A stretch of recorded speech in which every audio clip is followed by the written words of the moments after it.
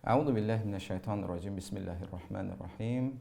Ramazan ayı boyunca Ayətullah Sistani, Ayətullah Xamneyi və Ayətullah Məkarim Şirazi ağaların rəylərinə əsasən bəzi fətvaları siz əzizlərin diqqətinə çatdırıq. Bu məsələlərdən biri də oruc tutan şəxsin süni tənəffüsdən istifadə etmək məsələsidir ki, alimlərimiz buyururlar ki, əgər bir şəxs oruc tutarsa Ramazan ayında, bu şəxsin süni tənəffüsdən istifadə etməsinin heç bir eybi yoxdur və həmçinin dərman xarakterli olan espreylər ciyərin yaxşı, yəni funksiyasının yaxşı işləməsindən ötürü asma, məxsusən asma xəstələri bu dərmandan istifadə edir və həmçinin bu məsələdə də alimlərimiz, məxsusən Ayətullah Sistani və Ayətullah Xamneyi buyururlar ki, bu əgər dərman ciyərlərə çatarsa, yəni maye halında mədəyə yetişməzsə, bu zaman da bu dərmanlardan istifadə etmənin heç bir müşkülü yoxdur, heç bir işgalı yoxdur. Ayətullah Məkarim isə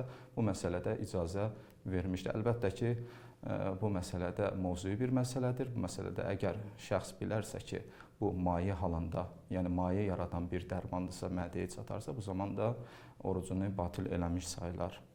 Əssəlamu aleykum və rəhmətullah.